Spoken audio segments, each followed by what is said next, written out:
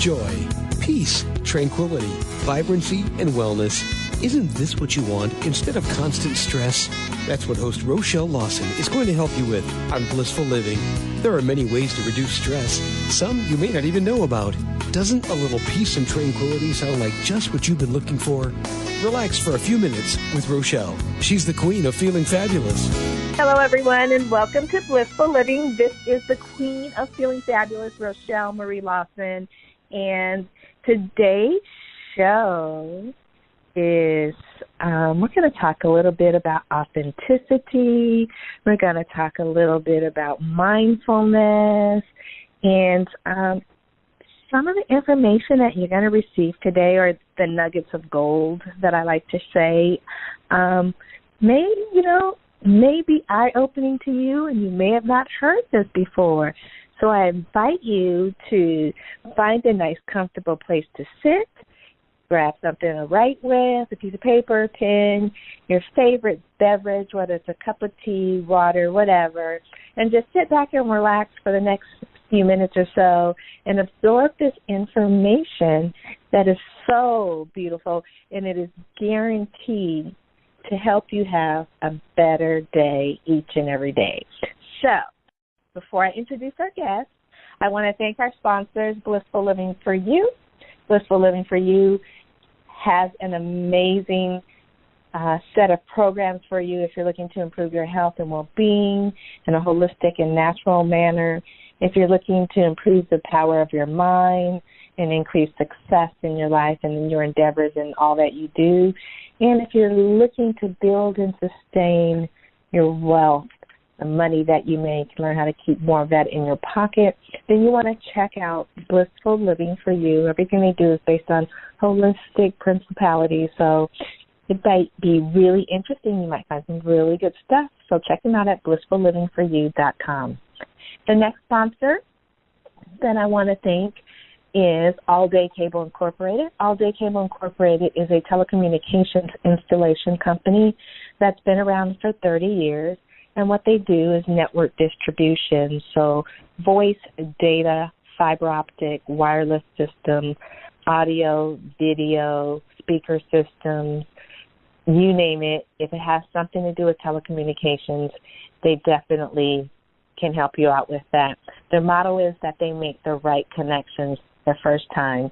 And in today's way that we do business, with everything being telecommunicating via phones and computers and things of that nature, it's very important to be able to have that connection when you make it.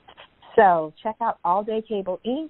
if you are in need or know someone that's in need of telecommunications installation services. And with that, I want to jump into today's guest. And let me share a little bit about our guest today. Her name is Ora Nadrich, and she's a gifted teacher and founder of the Institute for Transformational Thinking. She's offered she has a new book out, you guys, that is called Live True, a mindfulness guide to authenticity. And what she likes to do is she likes to help us to reconnect with the state of oneness that exists within us. She also reveals how you can stop doing and exploring the essence of our spiritual being brings us back to our wholeness, which she describes as the authentic self. Now, she has this wonderful book that we're going to talk about, and she's going to share more about what she does as we transcend into our conversation. But I don't want to hold her back from you all because I love this topic, and this really fits into the pillars of wisdom and how we can utilize mindfulness to really elevate the power of our mind in the most positive manner. So without any further delay, I want to welcome Ora Nadrich to Blissful Living. What a beautiful introduction. Oh, thank you. Thank you. I love the topic of mindfulness and have been practicing it for a very long time. It's helped me cool the fires within, so to speak. It's I practice Ayurveda, and I'm an Ayurvedic practitioner. So my dosha, my body type is Pitta, which is full of fire, transformational, right? But sometimes you can't really contain that when you're younger, right? You don't know how to contain it like you should. So mindfulness has been a great help to me. But I want you to share, how did you even get into this kind of study of mindfulness? How did that journey for you begin? Well, I think I've always been a seeker. Even as a young girl, I was extremely curious, and, I remember loving laying outside on the grass or hillsides and looking up at the sky and watching those clouds move, and I would say, what is going on? What is this? So I didn't probably use those words, but I had this really deep curiosity. And so, as I say, I was probably a little existentialist in the making, and I didn't know it. Right. But, fast forward to my life, and when I was not quite 15 years old, my older sister, Esther, who I loved beyond any words I could possibly use, she had a mental breakdown. I was one of 4, and now I'm one of 2. She and my brother Daniel passed away. And when she had a mental breakdown, it was devastating. It was just, I felt like my whole world just came crumbling down, and it was, really shocking and, as I said, just devastating and tragic, really. And when that happened to her, I, went into deep fight or flight, and I was very traumatized, really, by what happened to her. And it's a long story, so I'll kind of give you the sort of the condensed version of it. I started to experience a lot of anxiety. And what happened when she did have a breakdown is when we go into fight or flight, we oftentimes tell ourselves something because we feel like our survival is threatened. And what happened to me is that I said, oh, my God, what happened to her is going to happen to me. So I started to feel anxiety, as I said, which is also what I talk about in my first book, Says Who, that oftentimes when a thought goes buried into our subconscious and not dealt with and or healed, we can feel the side effects or the symptoms of a thought unknown to us. So I became an actress, and the anxiety got worse, and it really started to affect the quality of my life, and it actually affected my career. I couldn't keep doing it. It got me on a deep psycho-spiritual journey, and that's when I started to explore the workings of the mind. And it really led me on this extraordinary journey of learning, studying different modalities and therapies and psychologies of understanding the psyche better. And that's when I became a life coach and an author, and it brought me to this moment in time. Wonderful. See, I was meant to be on your path, on your journey. I always say that we all travel, we're all unique, all very, very unique. Even identical twins are unique, right? And we all have our own journey. And you never know who you may meet on your journey or, whose lives you intersect with. And it's all meant to happen at that moment in time, right? Absolutely, but you just never know. Yes. And so it's always beautiful when you have someone else who recognizes the divine connection that was meant to happen at our meeting of on the path, so to speak. So it's beautiful. Exactly. It's beautiful. It's just like so beautiful. So for our listeners, I want you to give them a definition of mindfulness, because people have heard many different things about mindfulness, and there's many different definitions out there with regards to it. So can you just give them just a definition of mindfulness? Because as we dive deeper in, I want them to have a concept and a grasp of what we really are talking about when me and you are having our conversation. Okay, absolutely. Well, mindfulness, first of all, I know that it's a lot now in the mainstream, and people are talking about mindfulness and meditation and all of that, which is great. I love seeing that come into the mainstream. It's time. Mindfulness, in its simplest definition, is being present, being in the present moment with total awareness. So one could say, well, what does that really mean? Like, how do I know I'm doing it? How do I know I'm, experiencing it? It's a quality that is inherent in all of us. We all have it, just like we have kindness in us. Or one could say we have thoughtfulness, we have kindness, we have compassion. We have a lot of things, but we don't necessarily use it.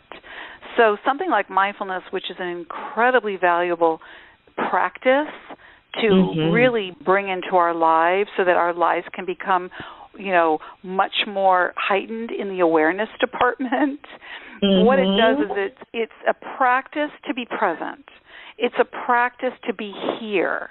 It's a practice to not go back to the past and try and change a time that is come and gone and lament what we wish we had done differently, nor is it trying to step out of the present moment and go into the future and worry about what could or might happen. And it's fascinating to know that our mind wanders 47% approximately of the time that we're awake, which means that we're spending... Is that all? Yeah, is that all? Well, I'm sure it's like it probably peaks. Some people might go, are you kidding? My mind wanders 99% of the time. Exactly. Right. So I know, right? And so what mindfulness does, it's so great. It reminds us, like I said recently, it's like it whispers in our ear, like, hey, where are you going? What's going on? You're going out of this moment, or you're starting to worry about what could happen, or you're beating yourself up for what happened yesterday. Let's return back to this moment, and let's be aware and present and show up for this moment, being our most authentic self. Well, wow. I mean, I want to do that. Yes. Right? And yet we find ourselves not doing it. Exactly. And so you open up a can of worms, girl. So, okay, so I know there are people out there that their minds are going 9,000 miles. You know it. They're listening to this and they're like, oh, my God, blah, blah, blah, blah, blah. I'm always doing it in my mind. I know. What is, how do you stop all of that, I don't want to say chaos, how do you stop all of that activity and all of that stuff that's going in your mind to be even aware enough to focus on the present moment in time? Well, a good way to start is to basically say, okay, why don't you wake up today and the minute you open your eyes, be aware of that you're alive another day. So if we just start with that and we open our eyes, what do we do normally when we open our eyes? A lot of us just jump out of bed. Yeah. We got to go, we got to be, bada bing, bada boom. We're on that, quick, fast pace of all the things that we have to do that we don't really drop into being, which you said earlier in the introduction. So what I like to do is I like to start it as early as I can in my day. And that means that I wake up and I become mindful or aware of when I begin to hurry right away. We're quick to check our phones. We're quick to do this. We're quick to do that. And we're so busy getting caught up in that energy that we don't stop and go, whoa, whoa, whoa, whoa. Hold on a minute here. Just a minute. Before I go into my busyness, which I got plenty to do, let me start with this. This is a great beginning of mindfulness to be able to say, okay, let me just be in this moment. Let me, even if that means close my eyes or keep them open, whatever works for you, and just go, let me put my hand on my chest and feel my heart beating. Maybe feel the rising and the falling of my breath. Just to go, okay, I'm here. I'm here. I'm in this moment. I'm alive. I'm good. I'm healthy. I'm happy. Oh, there's my mind starting to worry. Oh, yeah, you know that thing you got to do later? You just got to get on with it. Yes. Do you know what I mean? That's the awareness I'm talking about, where we're like so quick to, boom, just jump out of a moment. So when you start that, it's like anything else, like when the first time you rode a bike, you're like, I don't know what to do. How do I do this? What do I do? Well, the next thing you know, you're riding a bike. So if you can start even with that, to have an awareness of when you're hurrying, to have an awareness of when you're not really listening to someone, to have an awareness of when you're leaving the house and you're so hurried you forgot to really look your partner in the eye and say, I love you, or you're not really listening to somebody, or you're rushing through your food, or you're pissed off at somebody that cut you off in traffic. When we start to become more mindful and we start to strengthen this muscle, because that's what it is, it's a muscle. The more you use it, the more you benefit from it. Exactly. You're going to start to use it more and more and more, and you're going to catch yourself when you're not doing it. And you're going to start to see the difference. I love that. One of the things in Ayurveda is when it comes to mealtime, you have to, you really, I don't want to say it's ritualistic in like when you think of rituals. It's not like that. But it's a very beautiful thing because you're supposed to eat without any distractions, so no television, really try to minimize conversation if you're at the dinner table with your family or whatever, but you know how that goes. But really just be mindful with the food. Look at the food, take some breaths in to be thankful for the food you're receiving. And as you pick up that first bite, you're supposed to, put that bite in your mouth and be mindful of how a food feels as you're going in your mouth. Is it feeling in your mouth? Chewing 20 times before you swallow, so it keeps you being mindful on that food, that nutrition, and keeps you in a state of gratitude. It's a beautiful, beautiful thing, and I guess what you're saying is that you can't do it all at once, even though you wanted to get on that bike and wanted to get on that bike the first time and ride like a bat out of it doesn't work that way. If you start with one moment, the more you do it, the more you become aware of those moments when you're not doing it, and it brings you back to your state of mindfulness. That's exactly right. That's exactly right. And, what I talk about in my new book, Live True, is something called life gazing. Now, some people can listen to this and go, what are you talking about? You think I have time to life gaze? When I say, could you just look up and look out your window? Or I even give people the benefit of the doubt. I say, listen, you come to a red light, you're in your car, why don't you're stopped at a red light, instead of worrying about what's going to happen or what you're going to have for dinner, which is fine, you can fantasize about what you're going to have for dinner, but you might want to just check out people that are crossing the street and be observant. I'm a people watcher, or I have windows around my house. I love to see the birds. If I just do that once in my day, I feel so good because I've stopped and I've allowed myself to be mindful in that moment. I'm not asking people to give up hours of their time.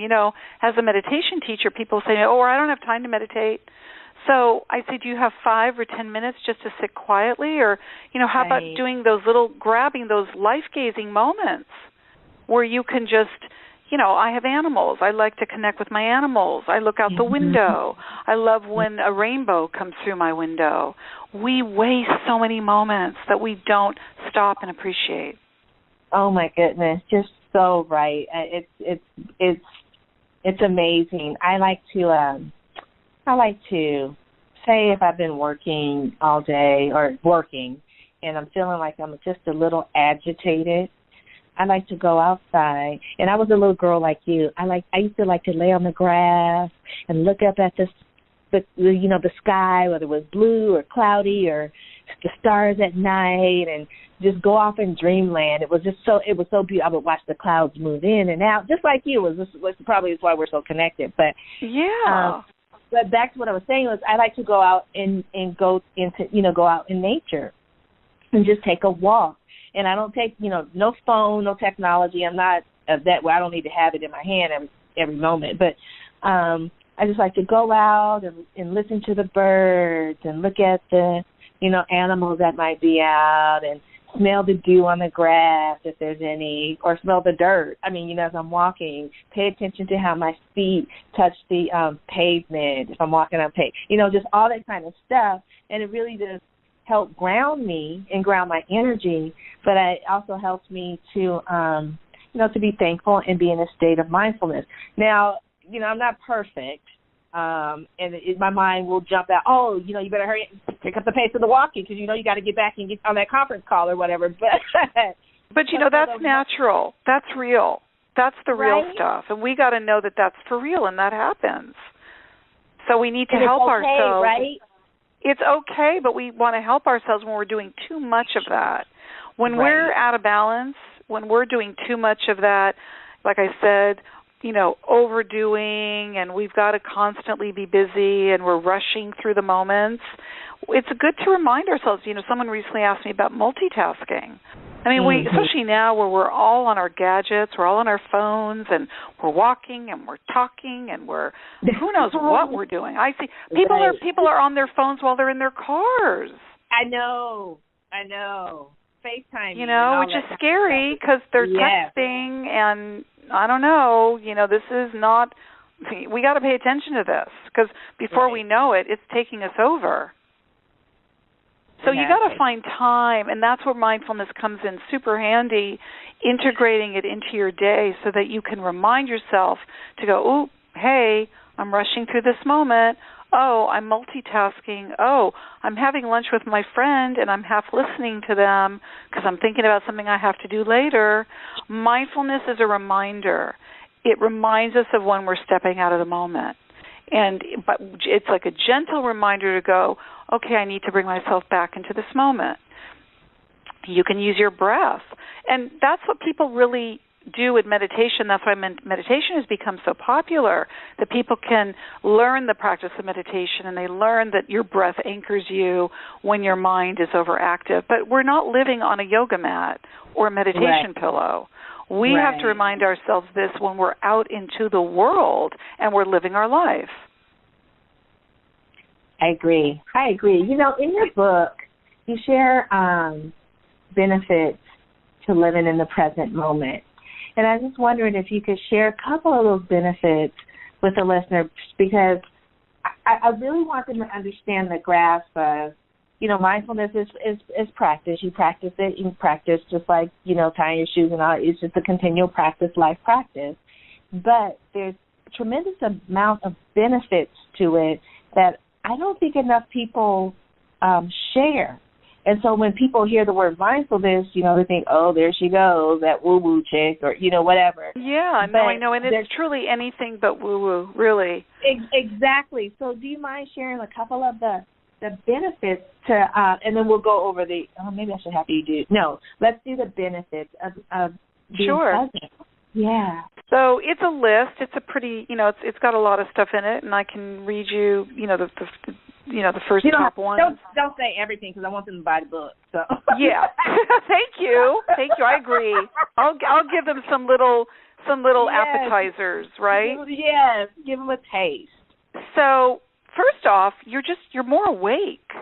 What I say about mindfulness is like when you're more present in the moment, your senses are more alive. You're listening better, you're tasting your food better, as you and I just talked about it from a mindfulness perspective and an Ayurvedic perspective. So you're more awake, you're more aware, you're kinder, you're more compassionate, you're less selfish because you're listening better to people and you're not just thinking about yourself. You feel less anxious. You're more peaceful. You feel more connected to what you're doing. Those are just a few of this very long list that I put in the book. You have a lot of benefits. What I say about mindfulness, it's the gift that keeps on giving, because you get so many benefits out of being more present. You're just so much more alive and awake, and you're more excited about life. You're more appreciative about life. You're more turned on. Your senses, as I said, are more, they're just more heightened. And suddenly you feel things more. It's exciting. It's just a much more, awake way to move through life. You don't want to be half asleep or half stimulated or half appreciating life. Right. It's beautiful because beyond the fact of mindfulness having the benefits plus more that's in her book that she mentioned, those benefits transcend into you being healthier.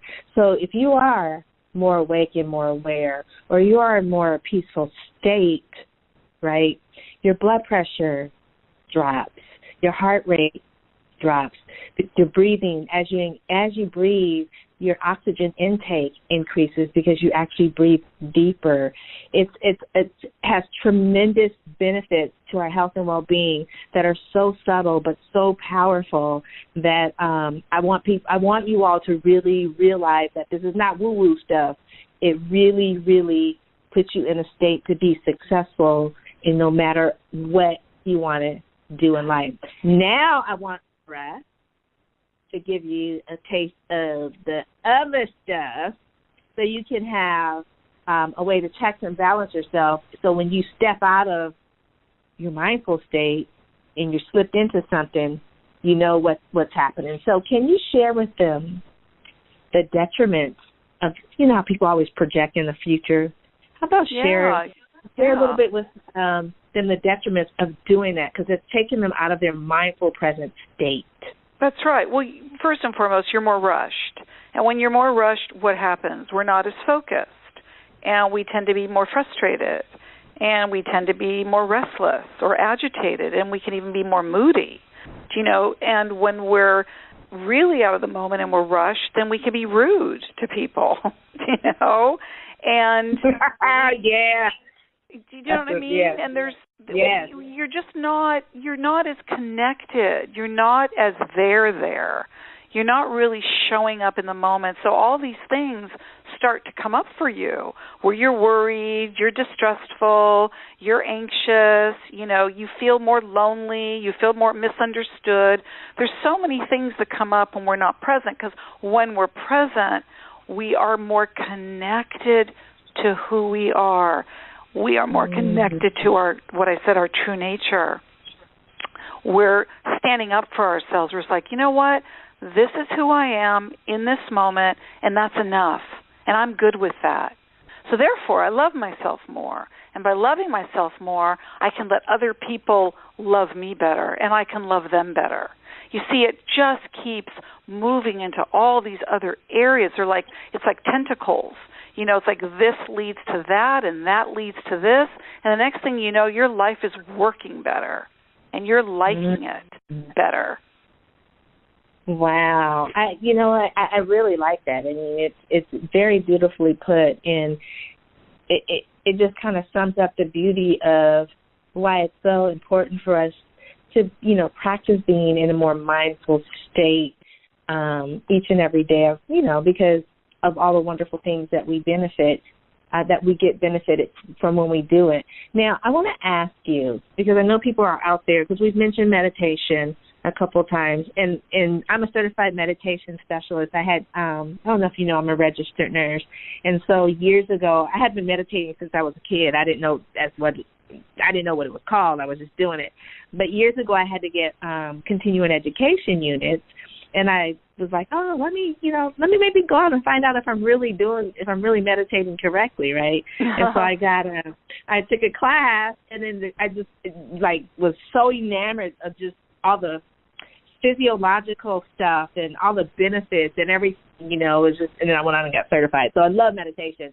But why I'm bringing that up is I want you to share with the listeners, or a question I know that they're asking is, does one need to meditate in order to get into a mindful state? That's such a good question, and I'm so glad you brought it up, because it's been coming up a lot lately, because people think that you have to meditate in order to be mindful, and that's not true. Mindfulness meditation is bringing your focus and awareness into the present moment while you're sitting in meditation. And as I said, you want to take that same focus, that same awareness, and you want to take that on with you even when you leave the meditation or you go out of the meditation.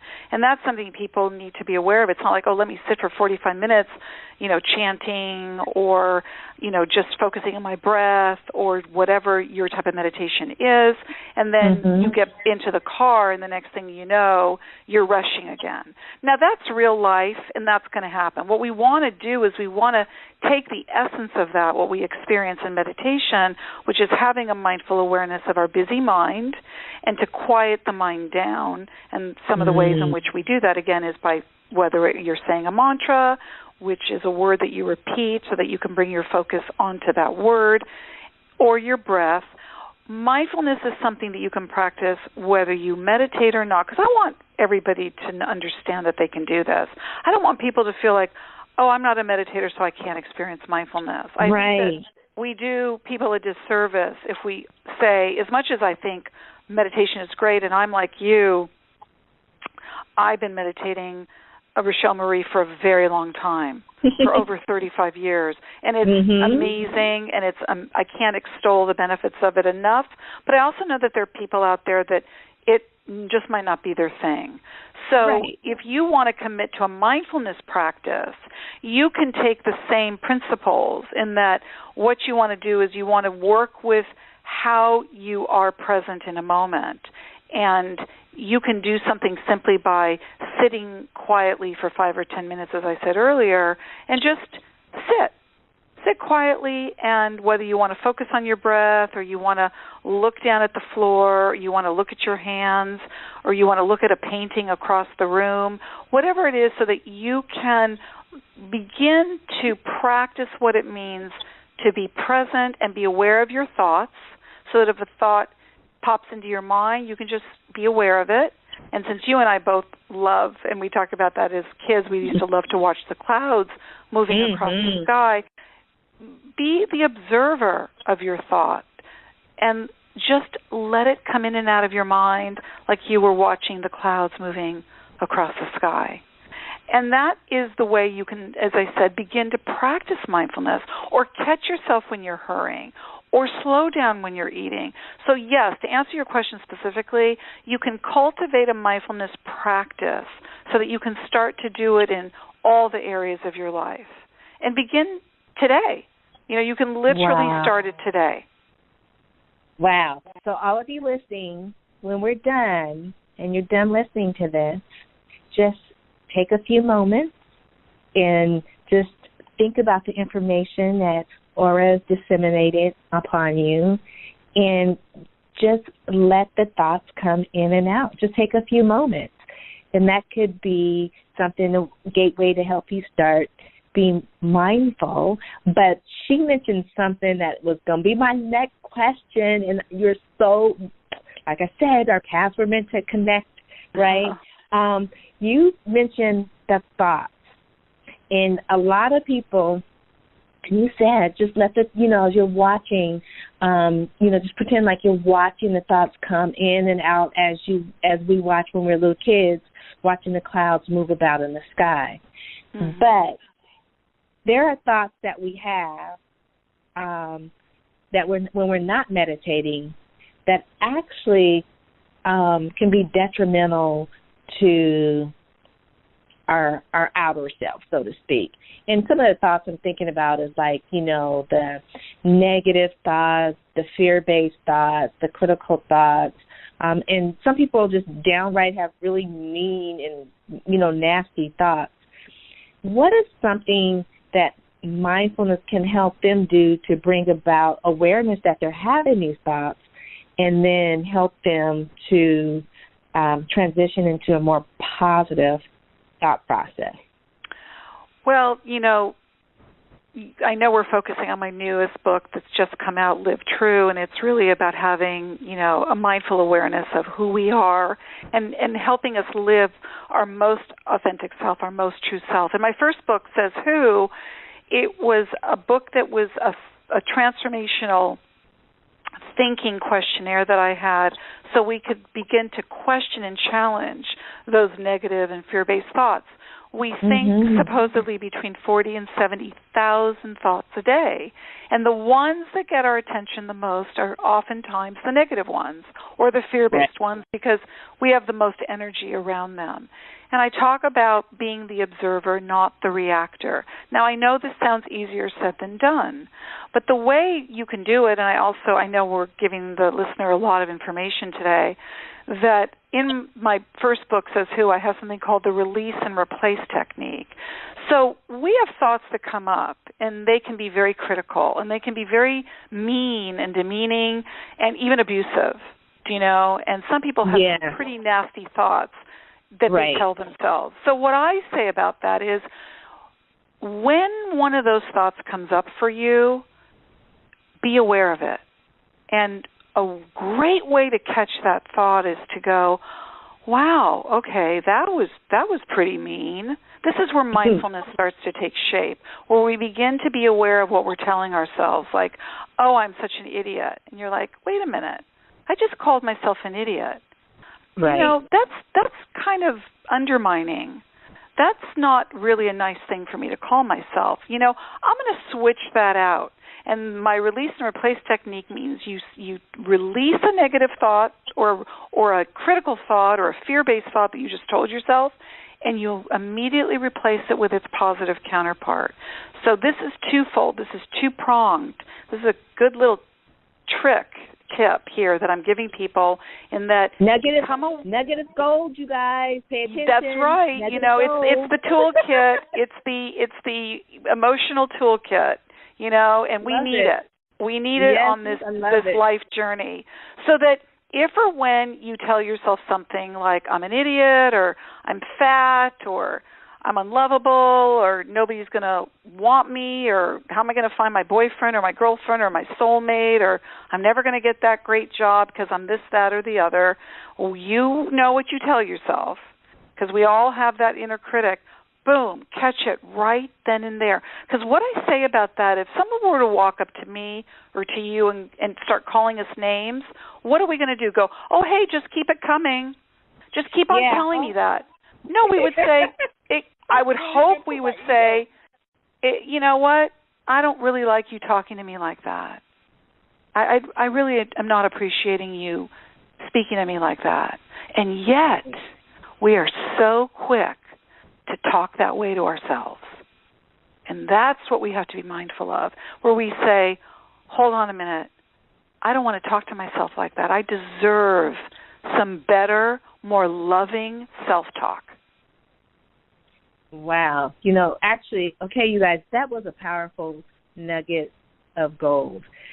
And let me break it down for you, because I want you to completely understand what she said, because she did it so beautifully and it just sounds so complex. But check this out. I'm going to put it on a whole nother level for you. So just like she said, if someone is talking crap to you, calling you stupid, or you can't do anything, or you're never going to be successful, or you're a fat cow, or you're a skinny cow, or whatever the case may be, you wouldn't stand up for that. You would shut them down. Excuse me, don't talk to me like that. What gives you the right to talk to me like that? You would shut them down. However, we have these thoughts that go in our head, and some people have them go around and around and around and around, and they never stop those thoughts. So what Ora just said is, when you start having those thoughts, even if you got to pretend that those thoughts are coming from somebody that you wouldn't tolerate it coming from, and stop those thoughts. Just stop it. Don't talk to me like that. That's right. And I think, that's huge, you guys. That's huge, because we all do it. We all catch, God, I'm so stupid, or dang, it takes me forever. I can't, how come I can't never get it on the first time, or whatever. You know what I mean? And it's not something that you would tolerate from anybody. So why are we tolerating it from this other person inside our head and not putting a stop to it? So and change it out. and change it out. Change it out. Switch it out. I mean, is that asking so much of you? I want to just share this because we're talking about so many wonderful nuggets, and I love that. Yeah. It's my favorite thing to talk about, so I'm so glad you're holding space for that. But yes. there's this technique in my book called Release and Replace that I just mentioned, and I do it a lot. I just did it at a workshop that I was at, and people love it. I did it in front of 250 millennial entrepreneurs, and what I do is I actually have Post-its called Release and Replace, but I know people out there don't have it. On a piece of paper, I say, write down one negative thought. It could be the thought that pops into your mind right this minute as I'm asking you. It could be a thought that you told yourself when you were taking a shower. It could be a thought that you've been telling yourself for the last 5 years, or it could be something that you remember a parent told you when you were a kid. Write it down and take that piece of paper and crumble it up and throw it across the room, or throw it in the garbage, or if you're in a safe place, burn it. But I haven't done the burning thing. I usually do the throw it across the room. Boy, people throw that piece of paper so far. And then I say, okay, now I want you to write down the positive counterpart of that thought. So if you just wrote down, I'm unlovable, you can write down, I'm lovable, or I'm unworthy, or I'm never going to find my soulmate, whatever the opposite positive counterpart of that is. When I say to people, okay, now, you see that piece of paper of that negative thought that you just threw across the room? Do you want to go pick it up and uncrumple it and keep it? And everybody's like, no, I don't want that. And I say, do you want to crumple up the positive thought and throw it across the room and discard it? And they're like, oh, no, I'm gonna keep that one. Yeah, I want to hang that on my dashboard. And they do. They take that Post-it. You know what? They take that Post-it and I say, you go put that on your mirror. And I have people that have my Release and Replace Post-its, and they say, I got it all over my mirror. All over. That's so cool. I mean, think about it. So if we're not going to go pick up that crumpled piece of paper that tells us what a piece of you-know-what we are, why would we want to put that thought back into our head? Why? Wow. That's profound. You guys, back to back, nuggets of gold. She's given so much, and hopefully you're writing this down, because even if you just grasp one nugget of gold, just think of how much better your life is going to be after listening to this and being able to incorporate, even if it's just one nugget of gold, into your life immediately. You're going to transform your whole inner and outer being it's unimaginable. So I hope you understanding that Ora is really, really sharing some wonderful words of wisdom with all of us. I want to ask you, Ora, why asking the simple yet profound question of who I am leads to self-discovery? Such a good question. Asking ourselves who I am, without giving the book away entirely, because it takes us to, one of the last chapters. No, don't give it away. But just I won't. But I go in and I even talk about, in the Bible when, there's a conversation happening between God and Moses. Asking ourselves, who am I? Who am I? Like, even if you kept repeating it, who am I? Who am I? Who am I? That goes into some real deep place inside your soul. If you really drop in, and that's really what I'm asking people to do, is show up and drop in. Really go in there, because you're worth it. And when you ask, who am I? It's who is the real Ora? Who is the real Rochelle Marie? It's who is that person that is our soul, that is our heart, and that is the authentic self. We have so many roles, we have personas, we think our identity is how we have to keep up this sort of act, if I act like this, then you're going to love me. And if I show this side of myself, then you're going to accept me. It's a lot of work. And if we ask ourselves just that question, who am I? Who is the real me? You know, and you're going to drop into some place that is going to remind you of who you are, and that is your spirit. That is who you came into the world as, and it is beautiful, okay, because we're all spirits.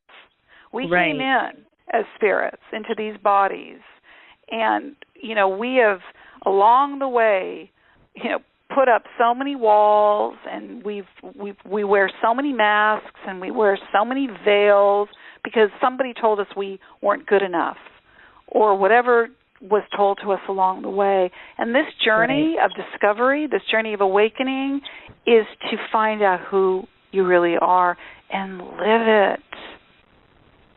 Oh, that sounds just so yummy. I mean, how profound is that, right? I mean, who really ever asked, who really ever asked, who am I? Who ever really sits down and takes time to ask that? And I think that maybe, just maybe, it's, I don't know what kind of class in high school that they could even have a class on mindfulness for all I'm concerned. But if that question, if someone sat a bunch of kids down and walked them through, mindfulness practice and made it like a class, right, where they'd learn all the benefits and the inner workings and how to really pay attention to what's going on in their mind and be able to have the beautiful experience of asking themselves, who am I at that age, say 15, 16, 17, That's right. High school, just think how beautiful and how profound their experience is going to be from the moment forward as they go on with the rest of their life, right? I mean, wow. I can't, first of all, it's kind of extraordinary that you're even mentioning this because I'm about to start a mindfulness program in a high school.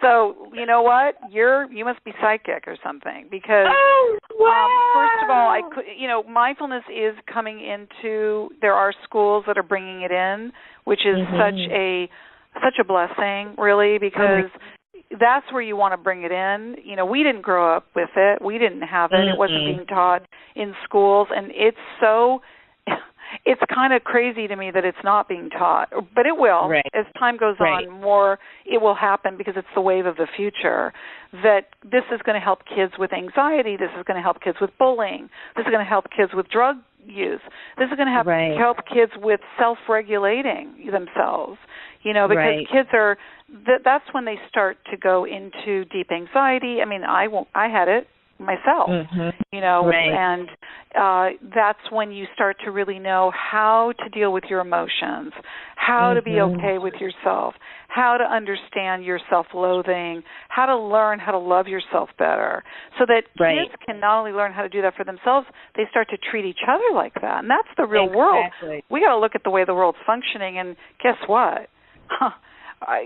Mindfulness 101. There's a lot of stuff going on out there that really is an indication that something wasn't learned early on, or we wouldn't have this much hate, this much prejudice, this much fighting between human beings. Right. There's a lot of intolerance.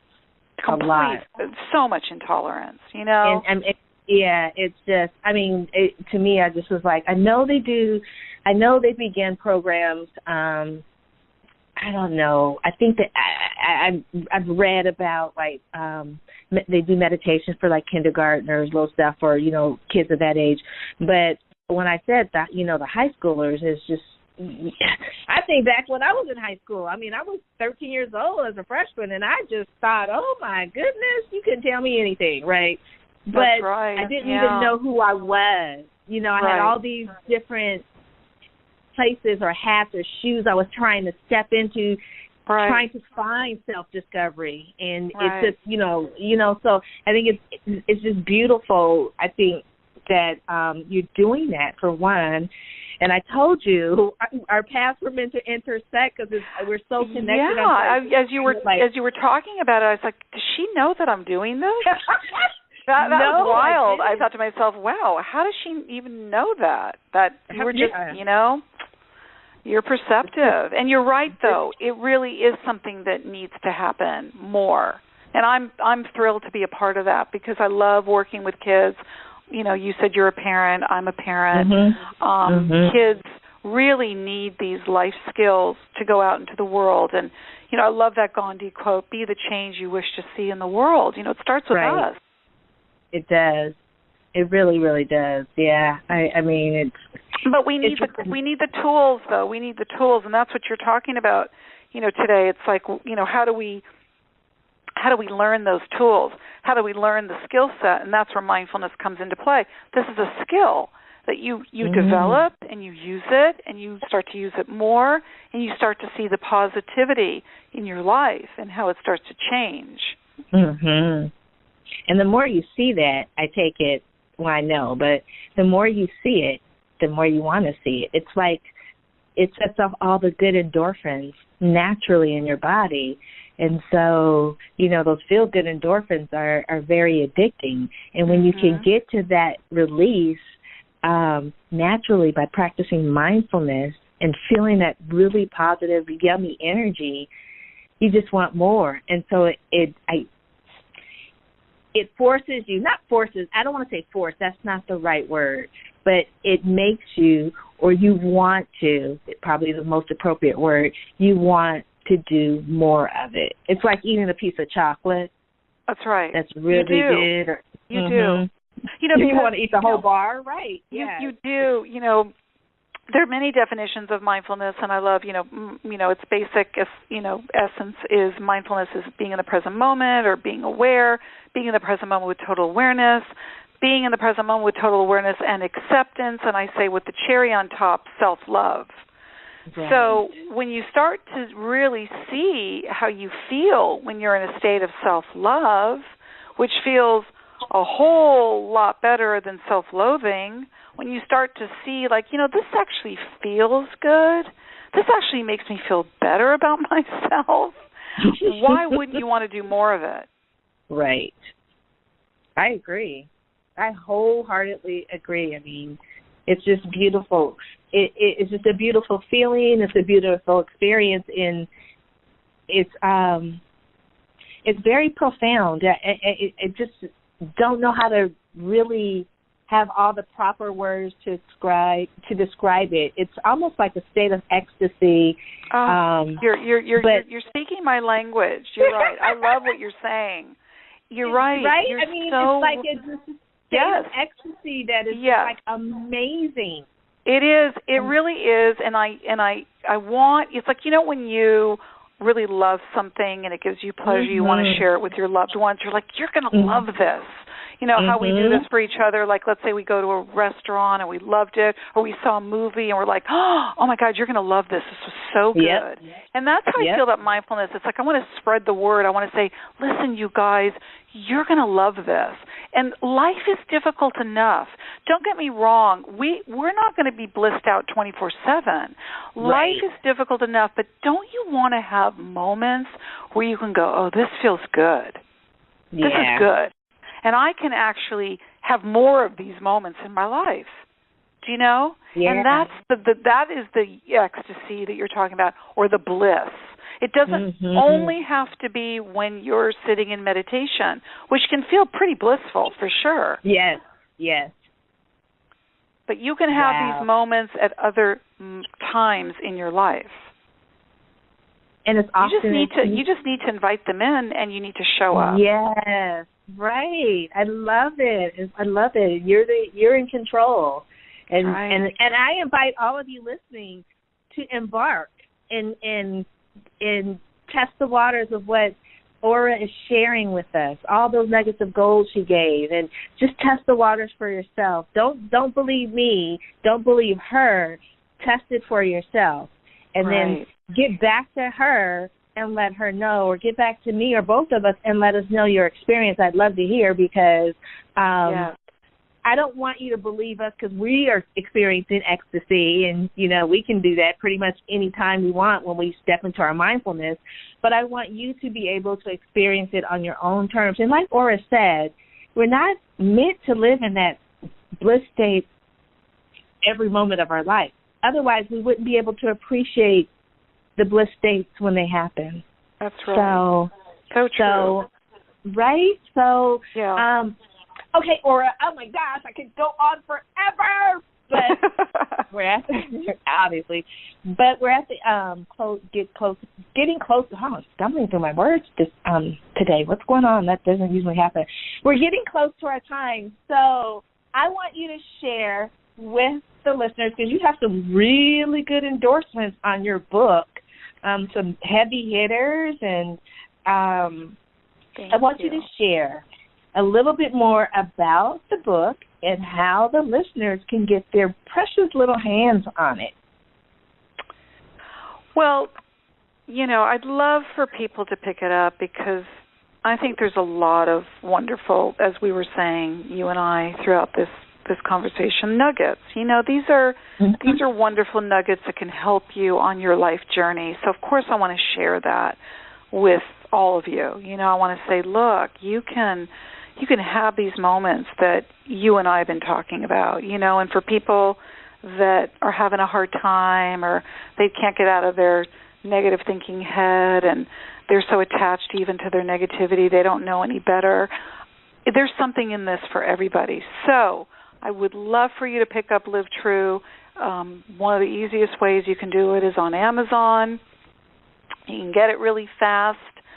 Barnes & Noble. If you have a bookstore that you like to go to, they can order it for you. I also have something I want to add before we're done is, there's a meditation at the end of every chapter, and I just recorded all of them. So wow. So I have Live True meditations. They're so soothing. They're really lovely, I think, and people are loving them. And they're on, most of the music apps, iTunes and Apple Music and, I think Pandora and Spotify. If you go onto Live True Meditations, they'll pop up.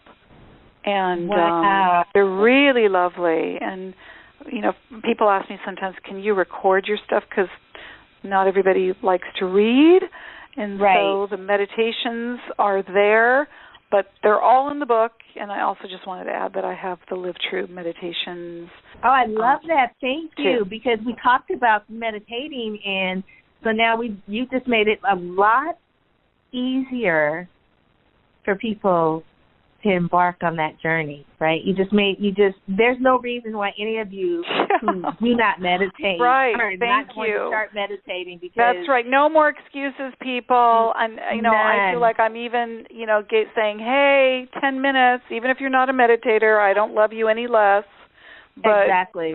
Just take 10 minutes in your day to just chill and, give yourself time just to be with yourself and put that phone away. No excuse, 10 minutes.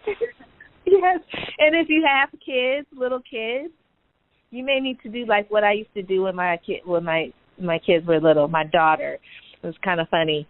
She would find me no matter what.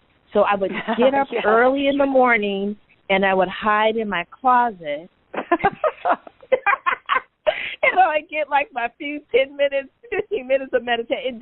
I could wake up at 2 in the morning or 8 a.m., it didn't matter. She would just get up so it was so I would hide in the closet, and that's how I would get my meditation time, or go in the bathroom and be like, that's okay. Right.